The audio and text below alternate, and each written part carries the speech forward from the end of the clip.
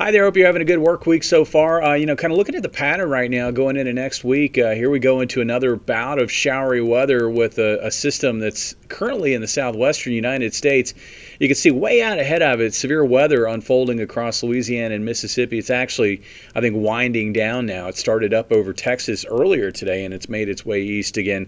Looks like it's sort of in that fading phase. For us locally, we've had some showers try to move into southwest Missouri and northwest Arkansas. Actually did have some light rain impact areas like Monette and Cassville down into Berryville, but that round has faded. Just gonna, I think, wait for maybe later tonight for additional showers to pop up.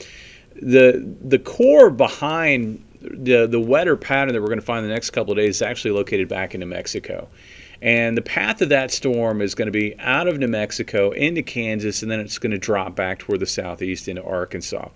And as it makes its way slowly toward the area, it's going to result in scattered showers and isolated thunderstorms. Now, the good news is, with this setup, especially after what's been a very active spring, the severe weather risk looks minimal. I would watch for some pockets of heavy rainfall and maybe even some isolated areas of flooding.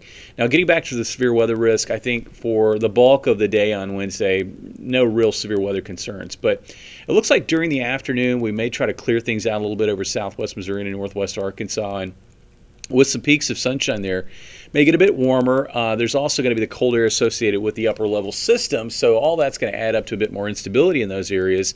And there's some wind energy. Now, near the surface, the wind energy is very weak, but higher up in the atmosphere, it does get stronger. So there may be just enough wind energy to organize thunderstorm activity a bit out of Oklahoma and as it pushes into southwest Missouri, northwest Arkansas. And I'd watch for maybe some marginally severe hail in the strongest storms.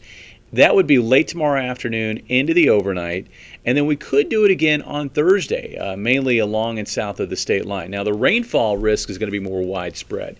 Looks like generally an inch or more of rainfall over western Missouri into northwest Arkansas, lighter amounts off to the east, but I think this is going to be a setup. I've seen this before, and I wouldn't be surprised if in this instance, as the core of the upper level system makes its way into southwest Missouri, this would be on Thursday. Throughout the atmosphere near the core of that storm, the winds are actually going to be pretty weak. The steering currents are going to be pretty light. And sometimes when you have these pockets of upper level energy, you'll get a flare up of shower and thunderstorm activity near the center of it.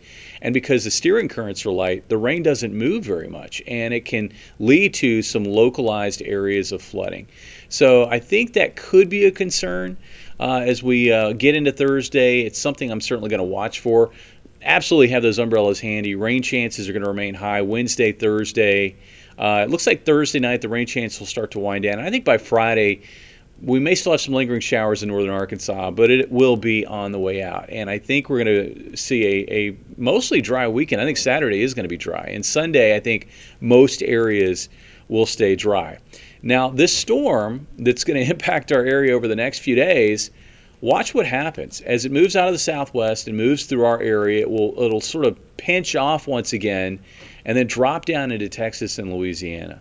And that cutoff storm will then lift back to the northeast around Monday of next week. And it looks like it'll be close enough to our area to, at the very least, sling some cloud cover our way and probably lead to some shower chances, at least in areas east of Highway 65. So it's just going to be one of those storms where you think you're done with it, and then it comes back for one more visit.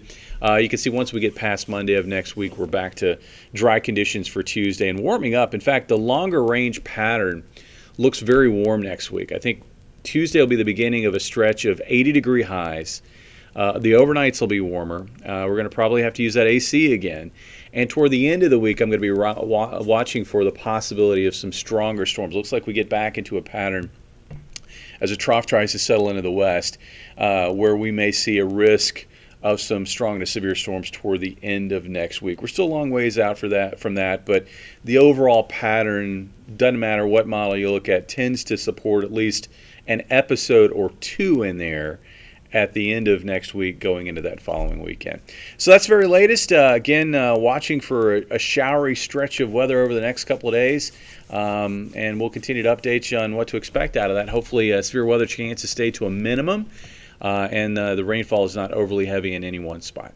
Good night.